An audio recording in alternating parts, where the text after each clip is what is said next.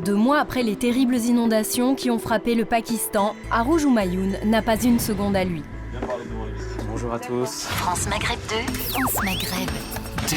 Le magazine de l'humanitaire et des solidarités ensemble, solidaires sur votre radio avec Muslim Hands, Fiona Tremblay. Fiona, on va accueillir ensemble, si vous le voulez bien, Arouj, qui est secrétaire général du Centre culturel franco-pakistanais. Bonjour, salam alaikum Arouj. Wa alaikum salam, bonjour à toutes et à tous. Aujourd'hui, Arouj est l'invité de Radio France Maghreb. En ce moment, la vie de cet informaticien d'origine pakistanaise, né en France il y a 29 ans, est une véritable course contre la montre. Objectif, mobiliser. L'aide financière promise au Pakistan arrive au ralenti. L'ONU, vous vous souvenez, a fait un appel à tous ces pays occidentaux, riches et occidentaux, pour obtenir près de 500 millions de dollars. Et on en est très loin. Arouj est triste et déçu. Il ne comprend pas le manque de générosité vis-à-vis de son pays d'origine. 80% de la population française refuse de faire un don pour le Pakistan. Mais 80%, c'est énorme, et c'est énorme, on ne sait pas pourquoi, mais qu'est-ce que le Pakistan leur a fait directement. Mais si vous ne voulez pas que ces 15 millions de survivants périssent dans les mois à venir, donc on parle de 15 millions de morts, il faut agir maintenant en fait. J'ai pas envie que ça devienne 15 millions de morts et que je les regarde en train de mourir au quotidien, c'est hallucinant. Par tous les moyens, Arouj tente de pallier à l'incurie de l'État pakistanais. Son angoisse majeure, c'est l'immense défi sanitaire qui se profile à l'horizon.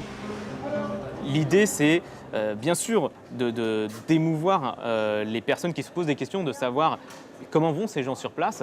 Eh bien moi, je leur dis, regardez les photos, parce que les photos parlent d'elles-mêmes. On estime à 4 millions d'enfants qui sont directement touchés. Les risques d'épidémie sont évidemment très grands. C'est vraiment une question de jours, parce que si on n'intervient pas rapidement, ces enfants que vous voyez allongés ici, qui sont déjà en très mauvaise situation, bien écoutez, on pourrait prévoir le pire en fait. C'est au Centre culturel franco-pakistanais, dans le 11e, que nous retrouvons Arouj. Typiquement, j'ai peur pour celui-là, par exemple, puisqu'il est troué et que le scotch n'est pas suffisamment bien mis.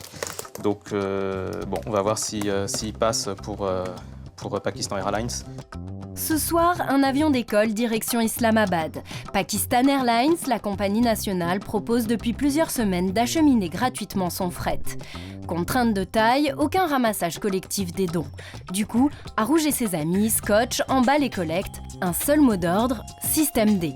Il n'y a pas de structure officiellement en place, c'est-à-dire que les ONG, alors sans rentrer dans le détail, n'ont pas la possibilité de stocker les différents cartons que les gens leur apportent. Et donc nous, on fait un peu l'intermédiaire, on fait un peu comme on peut, donc on substitue notre bureau à un entrepôt. Donc ce qu'on a demandé aux gens, c'est prioriser denrées alimentaires, de l'eau, il y a certainement de l'eau aussi, on verra tout à l'heure sur les listes, et des médicaments, très important.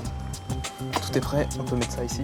C'est grâce à un ancien camion du SAMU, prêté par son ami Monsieur Raja, qu'Arouj se rend maintenant à l'aéroport. Jusqu'à nouvel ordre, il n'y a pas d'autre solution. Donc tous les particuliers doivent venir jusqu'à cette zone 4 de l'aéroport de Roissy, au sein de cette cellule d'urgence Pakistan en fait. Chaque semaine, depuis 2 mois, les avions de Pakistan Airlines décollent avec 40 tonnes de cartons remplis de produits de première nécessité. Charger les soutes, un véritable sacerdoce pour Arouj. C'est bon aussi, hein, directement si on met sur les cartons le contenu. C'est dans la zone de fret numéro 4 qu'Arouj retrouve son ami Arif, un restaurateur parisien né au Pakistan.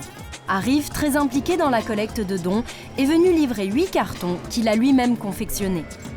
J'ai de la famille, j'ai une cousine qui a été très touchée. Tout leur village en fait, a été détruit quasiment. Sa maison est en partie tombée, l'école de leur village est tombée aussi.